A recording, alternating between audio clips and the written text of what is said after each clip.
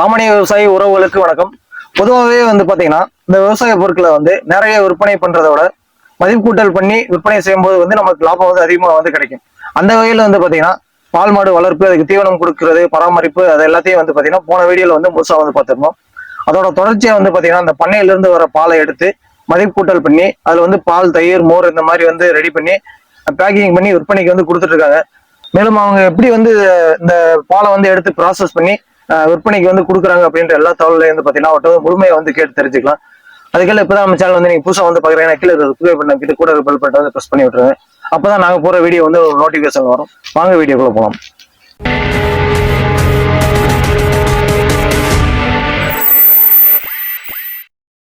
வணக்கம் பிரதர். வணக்கம். உங்க பேர் மட்டும் நம்ம ஃபார்ம் எங்க லொகேட் ஆயிருக்குன்னு அப்படின்ற டீடைல்ஸ் பத்தி கொஞ்சம் தெளிவா சொல்லிருங்க. என்னோட பேர் வருண். நம்ம ஃபார்ம் மேட்டுப்பாளையம் சிறுமை போற ரோட்ல SSVM ஸ்கூல் ஆப்போசிட்ல தான் லொகேட் ஆயிருக்கேன்.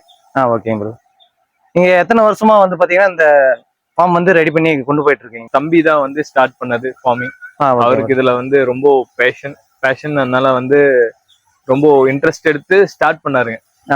ஒன்னு ரெண்டு ஸ்டார்ட் பண்ணாரு. அதுக்கப்புறம் அப்படியே க்ரோ பண்ணி இப்போ ஒரு 50 மாடு பக்கத்துல இருக்கு. சரி, ஓகேங்க. மில்க் கொண்டு போயிட்டு நீங்க அந்த பேக்கிங் ப்ராசஸ் யூனிட்ல வச்சிருக்கீங்களா? இது ஸ்டார்ட் பண்ணி எத்தனை வருஷம் ஆகுது? இது ஸ்டார்ட் பண்ணி 2 இயர்ஸ் ஆக போகுது. ஐடில யூஎஸ்ல 7 இயர்ஸ் ஒர்க் பண்ணிட்டு இருந்தேன். அதுக்கப்புறம் ஸ்டில் நான் ஜாப்ல கண்டினியூ தான் பண்றேன். ஸோ எல்லாரும் இது மிஸ்கன்செப்ஷன் என்ன, அமெரிக்கால இருந்து வேலையை விட்டு இங்க பண்ணைய தொடங்கிட்டா அந்த மாதிரி எல்லாம் இல்லை. ஸோ எல்லாமே பிளான்டு. மத்தபடியா நம்ம என்ன பண்ணலாங்கிறது யோசிச்சோம். ஒரு பிராண்ட் கிரியேட் பண்ணணும், பிளஸ் அதை மார்க்கெட்ல கொண்டு போய் கரெக்டா நாமளே சேர்க்கணும், நல்லது அப்படிங்கறதுனால மிஷினரி போட்டு பேக்கிங் பண்ணி கொடுக்கலாம். ஃபர்ஸ்ட் நான் ஈஸின்னு தான் நினைச்சு தொடங்கினது. பட் அதுல நிறைய சேலஞ்சஸ் இருந்துச்சுங்க. ஓகேங்க. இப்ப ப்ராசஸ் பத்தி பாத்துடலாங்களா? பாக்கலாங்க. முதல்ல இங்க பால் நம்ம கறந்துருவாங்க. Early morning கறந்துருவோம். ஒரு 5-6 பால் ரெடி ஆயிரும். ஃபார்ம்ல இருந்து ரெடி ஆயிரும். அதுக்கப்புறம் நியர்பை ஃபார்ம்ஸும் கொஞ்சம் கலெக்ட் பண்ணிடுவாங்க. பால்லாம் கலெக்ட் பண்ணி டைரக்டா கொண்டு நம்ம கூலிங் மிஷின்ல போட்டுருவாங்க. பல்க் கூலரும்பாங்க. அதுல போட்டுருவோம். இது பல்க் கூலருங்க. இந்த கறந்த பாலை உடனே டைரக்டா எடுத்து இதுல போட்டுருவாங்க. இதுல போட்டுட்டு இதுல பாத்தீங்கன்னா இது சில்லா இருக்கும். பால் செம்ம சில்லா இருக்கும். இது இப்போ நியர்லி 6 டிகிரில மெயின்டைன் ஆகுதுங்க. 60 குறைஞ்சிட்டே இருக்கும். ஓட ஓட ஓட குறைஞ்சிட்டே இருக்கும். சோ இது முடிஞ்சது உடனே அடுத்த ப்ராசஸ் இங்க இருந்து தான் ப்ராசஸ்க்கே பால் எடுப்போம். பண்ணிட்டு இங்க இருந்து ப்ராசஸ் பால் எடுப்போம் அப்படியே. சரி. சோ அதை போட்ட உடனே சில் பண்ணி வச்சுக்குவோம். எதனால ஃபர்ஸ்ட் சில் பண்றோம்னா பால் கெட்டு போகாம இருக்குங்க. செல்ஃப் லைஃப் அதிகமா ஆகிறதுக்காவது நம்ம சில் பண்ணிடுவோம். சோ அதுக்கப்புறம் தான் இந்த ப்ராசஸ் முடிஞ்சதுக்கு அப்புறம் நம்ம ஹோமோஜனைஸ் பண்றது எப்படின்னா, இப்போ நீங்க டிஃபரன்ஸ் என்னன்னா, ஏன் ஆடை கட்டுது, பேக்கெட் பால் ஆடை கட்டுறது இல்ல, அது நல்ல பால்னு நினைக்கிறாங்க. அது ஒரு தப்பான மிஸ்கன்செப்ஷன். என்னன்னா, ஆடை ஏன் கட்டுறது இல்லைன்னா, ஹோமோஜனைஸ் பண்ணோம்னா அதுல இருக்க ஃபேட் மாலிகூல்ஸ் இருக்கு. இந்த மஞ்சள் ஆடை மேல கட்டுது இல்லைங்க, அத உடைச்சு விட்டுரும். உடைச்சு சேர விடாம, இப்போ நம்ம நார்மலான பால்ல வச்சீங்கன்னா கொஞ்ச நேரம் வச்சீங்கன்னா மேல நிக்கும் அந்த மஞ்சள் ஆடை. அந்த மஞ்சள் ஆடைலங்கிறது 20 மைக்ரோப்ஸ் குளோபல்ஸ், ஃபிளாட் குளோபல்ஸ் இருக்கும். அத ஹோமோஜனைஸ் பண்ணீங்கன்னா அதை 2ஆ மாத்திரும். சோ 20 இருந்து 2ஆ மாத்தும் போது உடைச்சு விட்டுறதுனால உங்களுக்கு அது சேர்ந்தாதான் ஆடையே கட்டும். அது சேர விடாம பண்ணிரும். அது கூலிங் டெம்பரேச்சர்ல வச்சிட்டீங்கன்னா அந்த சேரவே சேராது. வெயில் ஆக ஆக தான் அது திரும்பியும் அந்த ப்ராப்பர்ட்டிஸ் கெயின் பண்ணி சேர ஆரம்பிக்கும். பட் ஆனா நீங்க கூலிங்லயே மெயின்டைன் பண்ணீங்கன்னா ஒண்ணுமே ஆகாது. சோ அதனாலதான் பேக்கெட் பால்ல ஆடை கட்டுறது இல்லைன்னு இது. சோ அதுக்கப்புறம் பாஸ்டரைஸ் பண்ணுவாங்க.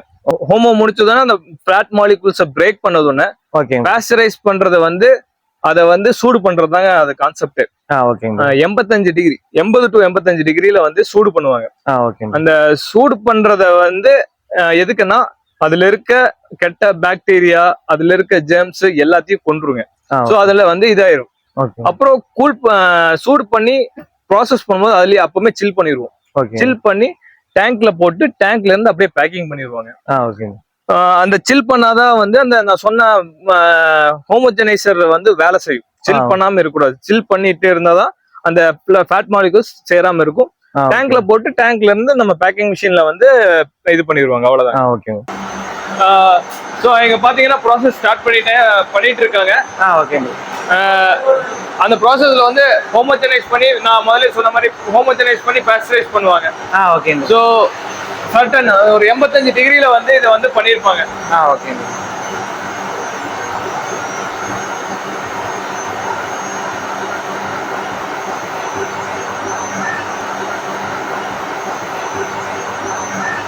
ஸோ இதை வந்து ஹோமோஜனைஸ் பண்றாங்க.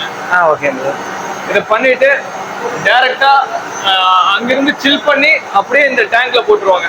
இந்த டேங்க்ல இப்போ ஆன் ஆயிட்டு இதை வந்து 4 டிகிரி வரைக்கும் நம்ம கூல் பண்ணிட்டு அப்பதான் பேக்கே பண்ணுவாங்க. ஓகேங்க. 4 டிகிரி வரணும். ஆமாங்க. அதுக்கப்புறம் பேக்கிங் ஸ்டார்ட். பேக்கிங் வந்து ஃபுல்லா வந்து ஆமா, இது பேக்கிங் ஸ்டார்ட் பண்ணுவாங்க.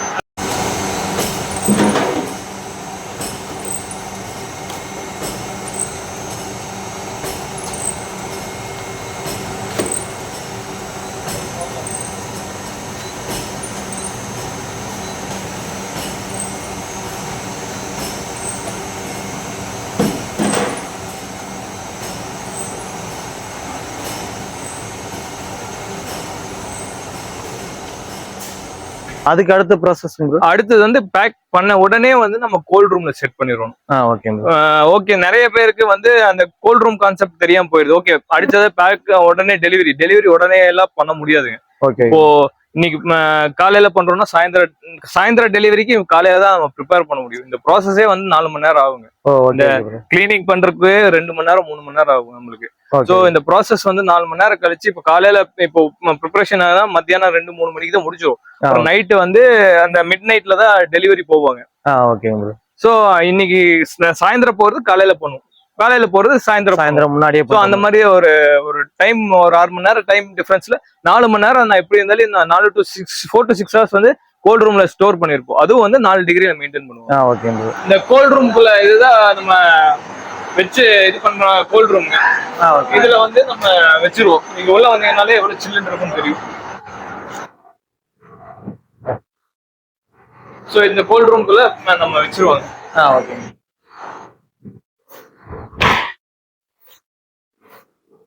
ப்ராசஸ் ஆனது இது ஃபுல்லா இருக்குங்க.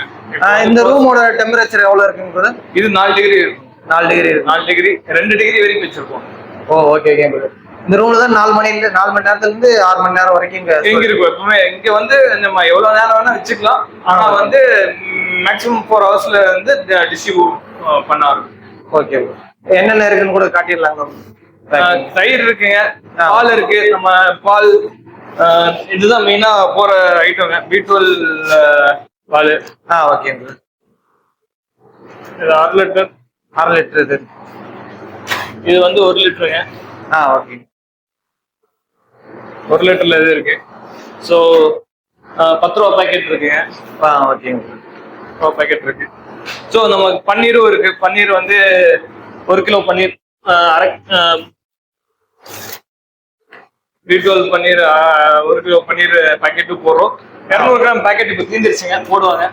ஓகேங்க. சோ அது போக கேன் தயிர் தான் நம்ம புடிச்சு வைக்கிறோங்க. கேன்ல இப்போ லூஸ்ல கேக்குறவங்களுக்கு கணக்குல கேன்ல இந்த தயிர் நீங்க பார்த்தாலே தெரியும் எவ்வளவு இதா இருக்கு. நல்லா கட்டியா இருக்குங்க. ஆமா, இந்த கேன் தயிர் இப்படி குடிப்போம். ஆக்சுவலி இன்னும் பக்கெட் போட ஆரம்பிக்கலைங்க. பக்கெட் தயிர் மகளாது பதில் நாங்க வீட்டுக்கு ரெகுலரா வந்து விசேஷ ஆர்டருக்கெல்லாம் வந்து இப்படி கேன்ல புடிச்சு கொடுத்துடுறோம். பக்கெட் வந்து எக்ஸ்ட்ரா காசு ஆகுதுங்கிறதுக்காவது நம்ம கேன்லயே புடிச்சு கொடுத்துட்டு ரிட்டர்ன் வாங்கிக்கிறோம் அந்த கேனை. சோ அந்த பக்கெட் காஸ்ட் நம்ம ஆக்சுவல் தயிர் காஸ்ட் மட்டும் அது கம்மி பண்ணிடுது அவங்களுக்கு. 40 லிட்டர் கேன்லயே வந்து தயிர் கொடுக்குறோம். தயிர் கொடுத்துறீங்க. சரி. சோ ஃபங்க்ஷன்னாலும் நீங்க இந்த மாதிரி இதுலயே கேன்லயே கொடுத்துருங்க. ஆமா, 40 லிட்டர் கேன் இருக்கு, இதுல 20 லிட்டர் கேன் இருக்கு, 5 லிட்டர் கேன் இருக்கு. எல்லாத்தையும் வந்து தனித்தனி கேன்ல வந்து கொடுத்துட்டு ரிட்டர்ன் வாங்கிக்கிறோம் அந்த கேனை. சரி, ஓகே. இவ்வளவு காஸ்ட் போட்டு பண்ணிருக்கீங்க. டோட்டலா வந்து இவ்வளவு காஸ்டிங்ல எவ்வளவு வருது? டோட்டல் நீங்க ஒரு plant 1000 litres per hour plant போறோம்னா ஒரு மினிமம் ஒரு 50 லட்சம் வேணும். 50 லட்சம்? 50 லட்சம் வேணும். ஓகே. மினிமம் 50 லட்சம் எல்லாமே பண்ணணும். இப்ப அது நம்ம அங்கிருந்து வெளியில போகுது இல்லைங்க, அப்ப இருந்து அதோட லைஃப் டைம் வந்து 6 ஹவர்ஸ் இருக்குங்க. ப்ராப்பரா வந்து ரொம்ப வெயில் இல்ல, 6 ஹவர்ஸ் வந்து ஈவன் ஓரளவுக்கு மாடரேட் கிளைமேட்ல இருந்தாலும் வந்து 6 hours மெயின்டைன் பண்ண முடியும். Okay bro. ரொம்ப வெயிலு ரொம்ப ரொம்ப சூடு அந்த இப்போ அண்டர் ஷீட்ல இருந்துச்சுன்னா கண்டிப்பா அது ஒரு 4 hours வந்து ஸ்பாயில் ஆகும். அது இப்போ ஒண்ணு இல்ல, ஃபர்ஸ்ட் டே என்ன வச்சுக்கோங்க 6 மணி நேரம் வரும். ரெண்டாவது நாள் போகும்போது 2 மணி நேரம் வரும். அந்த டைம் போக போக உங்களோட செல்ஃப் லைஃப் வந்து கம்மியாயிட்டே வரும். நம்ம அது ஃப்ரிட்ஜ்ல இந்த மாதிரி வைக்கும்போது ஃப்ரிட்ஜ்ல வச்சா நல்லா இருக்கும். ஆக்சுவலி நானே ட்ரை பண்ணி பார்த்திருக்கேன். ஃப்ரிட்ஜ்ல வந்து நான் போய் ஃப்ரீசர்ல போட்டேன். ஃப்ரிட்ஜ்ல வைக்கிறது வேற, ஃப்ரீசர்ல போடுறது வேணும். ஃப்ரீசர்ல போட்டு ஐஸ் ஆயிருங்க. ஐஸ் ஆயிருச்சுன்னா உங்களுக்கு வந்து திரும்பி ஒரு 10 நாள் அடிச்சு குடிச்சாலும் ஒன்னும் ஆகுது. 10 நாள் கழிச்சு எடுத்து நானே குடிச்சிருக்கேன்.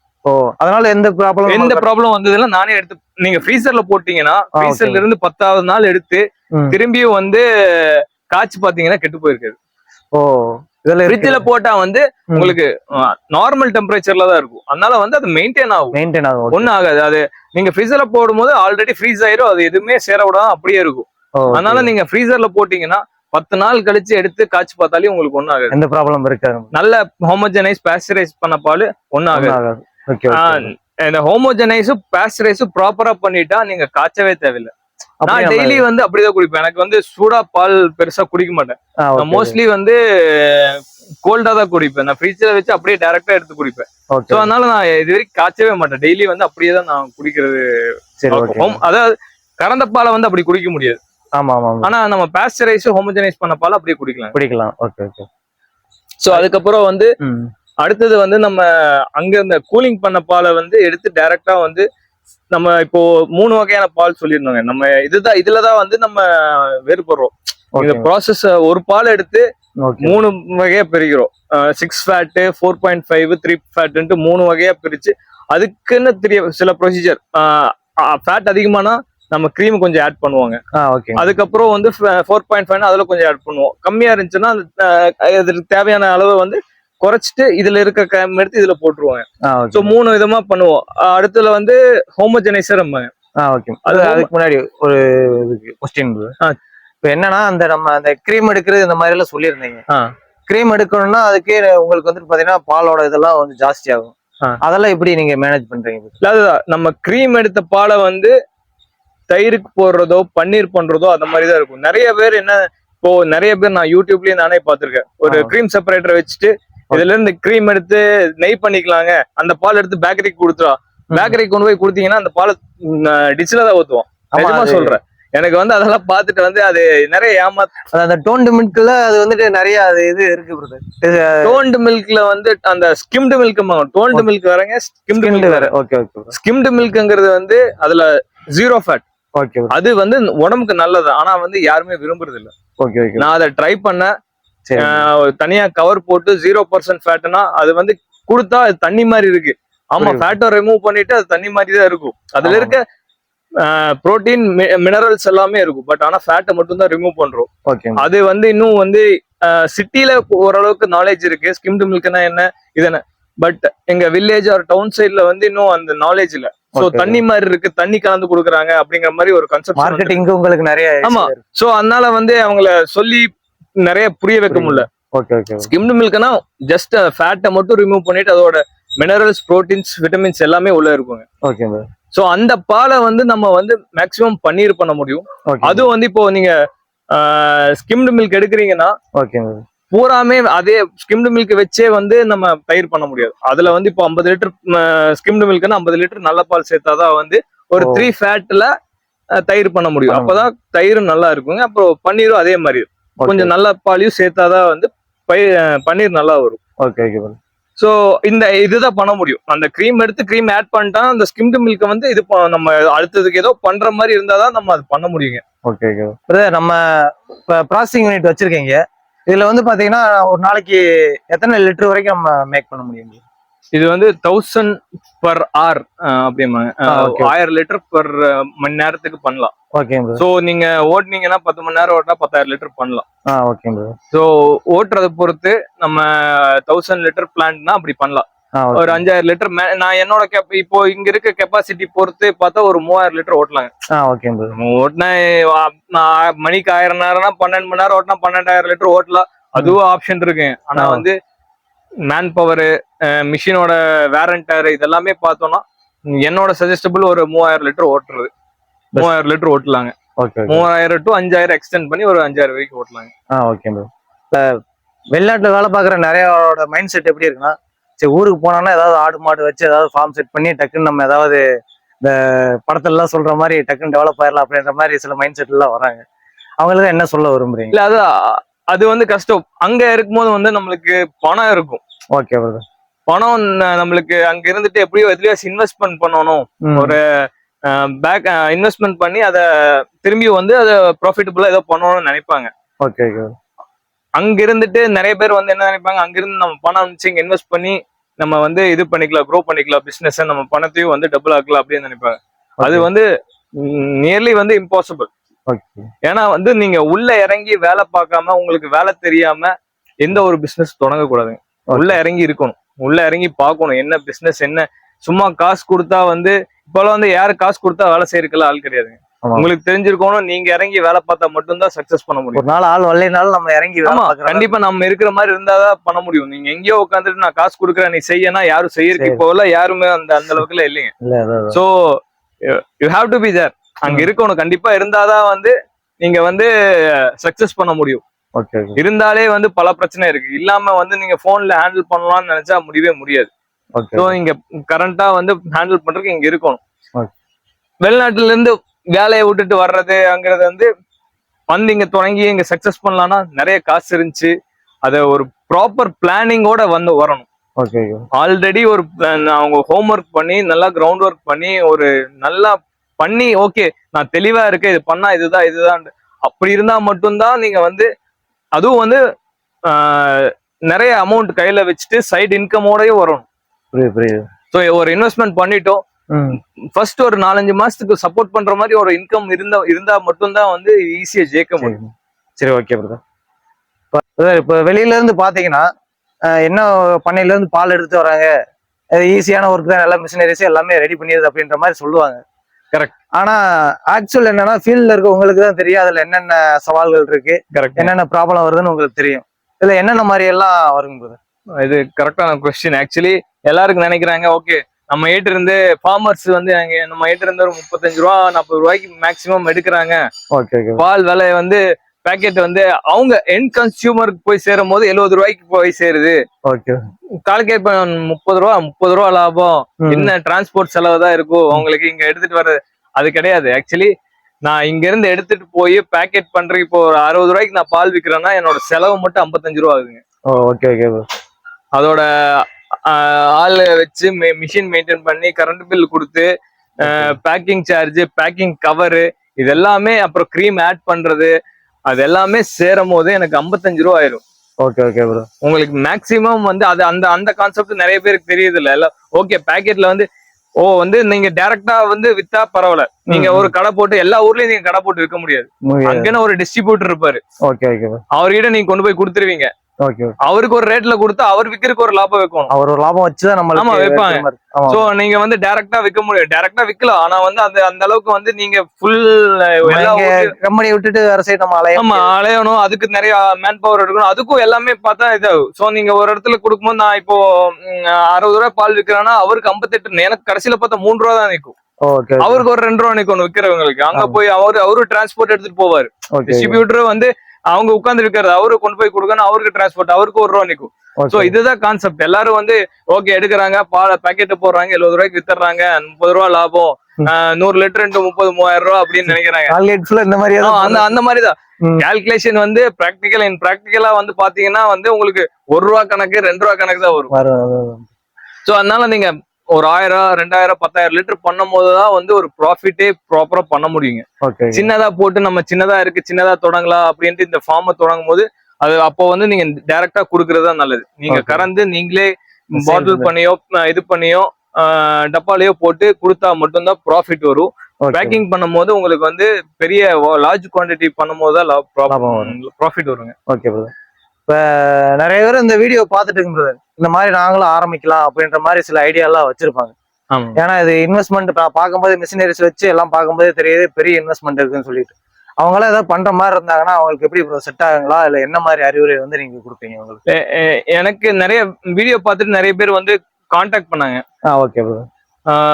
3 விதமான பீப்புள்ஸ் கான்டாக்ட் பண்ணாங்க. ஒன்னு வந்து படிச்சு முடிச்சுட்டு அப்பதான் வந்து ஃப்ரெஷ்ஷா இருக்காங்க, அவங்களும் கான்டாக்ட் பண்ணாங்க. Okay. அதுக்கப்புறம் வந்து வேலையில இருக்கேன், நான் வந்து வேற ஏதோ தொடங்கணும்னு நினைக்கிறவங்க, இன்னும் அடுத்தபடியா வந்து நல்ல பெரிய business mans, Okay. Already business இருக்கு, இன்னொரு பிசினஸ் டெவலப் பண்ணணும் அப்படிங்கிற மாதிரி மூணு பீப்புளும் என்ன கான்டாக்ட் பண்ணிருக்காங்க. ஓகேங்க ப்ரோ. அதுல வந்து ஃபர்ஸ்ட் கேட்டகரியில இருக்கிறவங்களுக்கு வந்து நான் என்ன சொல்லுவேன்னா, உடனே வந்து இவ்வளவு பெரிய இன்வெஸ்ட்மெண்ட் பண்ணாதீங்க, ஒரு ஃபீல்ட்ல போய் படிச்சுக்கங்க. புதுசா வராங்க, காலேஜ் முடிச்சு நான் ஏதோ எதுவுமே இது வரைக்கும் வேலைக்கே போகலன்னா ஒரு டைரி ஃபீல்ட்ல போங்க, நீங்க ஒரு கிளாஸ் படிங்க, இல்லைன்னா வேலைக்கே சேருங்க, தப்பே இல்லை. அதாவது வேலை செஞ்சு தெரிஞ்சுக்கிட்டு ஸ்டார்ட் பண்றது ரொம்ப நல்லது. ஆல்ரெடி வேலை இன்னொரு ஃபீல்ட்ல இருக்க, இந்த ஃபீல்டுக்கு வரணும் அப்படின்னு நினைக்கிறவங்களுக்கு என்ன சொல்லுவானா, அவங்களும் வந்து கொஞ்சம் டைம் ஸ்பெண்ட் பண்ணணும். அவங்களும் வந்து ஓகே அந்த அந்த ஃபீல்ட உடனே விட்டுட்டு நான் ஓகே எனக்கு இதுல ஐடில வந்து வேலை வந்து எனக்கு ப்ரெஷரா இருக்கு, நான் இந்த விவசாயம் பண்ணி பொழைச்சிக்கலாம் அப்படின்னு நினைக்கிறேன், அதோட முட்டாள். ஐடி வந்து சொகுசான வேலை, நான் சொல்றேன். இந்த இந்த ஃபீல்ட்ல வர அது டென்ஷன் நினைச்சு இங்க வந்தான்னா இது அதோட டென்ஷன். சக்சஸ் ஆகலைன்னா என்ன இல்ல அது சக்சஸ் ஆகுறாங்க இல்லையா. ஐடில என்ன டென்ஷன் இருக்கோ அதோட 100 மடங்கு 1000 மடங்கு இதுல டென்ஷன் இருக்கு. ஐடில டென்ஷனே அவனால தாங்க முடியலன்னா இந்த வேலையில இருந்து அவனால தாங்க முடியாது. வெளியில இருந்து பாக்கும்போது இல்ல நான் என்ன நினைக்கிறாங்கன்னா, அவனுக்கு உழைக்கிறதுக்கு நான் வந்து உழைக்கலான்ட்டு, அவங்க கிட்ட உழைக்கும் போது நீ லீவ் கேட்டா கொடுத்துருவான், ஆனா நீ லீவ் எடுக்க முடியாது. நீ படுத்திருந்தேன்னா உன் கம்பெனியை வந்து தவழ்ந்துட்டு வந்து நீதான் பாக்கணும். ஆனா ஐடில இருக்கும் போது எனக்கு முடியல லீவு, ஒரே மெயில் தட்டுனா முடிஞ்சிச்சு, எப்ப வேணா ராஜா மாதிரி வாழலாம். ஆனா இங்க வந்தா நீ உனக்கு கீழே 4 பேர் இருப்பாங்க, அவன் லீவ் இல்ல வரலன்னா நீ வந்து ஆளு தேடணும், அந்த டென்ஷன் இருக்கு. சோ அந்த டென்ஷன் நினைச்சு இங்க வர்றவங்களும் வரவே வேண்டாம்னு சொல்லிடுவேன். அவங்களுக்கு ஓகே அங்க வந்து எனக்கு ஒரு வயபிளான இது இருக்கு, எக்ஸ்ட்ரா இன்கம் வருது, அதுல கொஞ்சம் இன்வெஸ்ட்மெண்ட் பண்ணணும் அப்படின்னு நினைக்கிறவங்க கரெக்டான இது. நீங்க கொஞ்சம் எக்ஸ்ட்ராவா கொஞ்சம் கொஞ்சமா இன்வெஸ்ட் பண்ண சொல்லுவேன். ஓகே முதல்ல வந்து பிளான் பண்ணி ஒரு 2 மாடு வாங்கி பண்ணலாம் அப்படின்ட்டு கொஞ்சம் கொஞ்சமா இன்வெஸ்ட் பண்ணணும்னு தான் நான் சொல்லுவேன். அடுத்தது பெரிய பிசினஸ் மேன்ஸ் வந்து அவங்களுக்கு ஆல்ரெடி அவங்க டீப் அனலைஸ் பண்ணிக்கிறாங்க, அவங்களுக்கு என்னென்ன பண்ணணும் எப்படிங்கிறதுலாம் தெரியுது, அவங்களுக்கு இன்வெஸ்ட்மெண்ட்டும் இருக்கு. இருந்தாலும் அவங்க வந்து பார்த்து வந்து அந்த மார்க்கெட்டிங் ஆகட்டும் இதாகட்டும் இனிஷியலாவே ஃபுல்லா அமௌண்ட் போட்டு பண்ண வேண்டியது இல்லை. அவங்களும் எவ்வளவு பெரிய காசு வச்சிருந்தாலும் கொஞ்சம் பார்த்து பண்ணா இன்னும் நல்லா இருக்கும். ஏன்னா வந்து இமிடியேட்டா பண்ணிட்டோம்னா அடுத்த இந்த டெக்னாலஜி வந்துருச்சு இதை மாத்தணும்னு நினைக்கும் போது அவங்களுக்கும் லாஸ் தான். அவங்களுக்கு காசு இருக்கு, நான் உடனே வந்து இந்த டெக்னாலஜி வாங்கினேன், அவங்களையும் வந்து நல்லா ரிசர்ச் பண்ணி எது பெட்டர் ஃபியூச்சர்மெண்ட்டுக்கு எது பெட்டரோ அதை பார்த்து பண்ணுவோம்.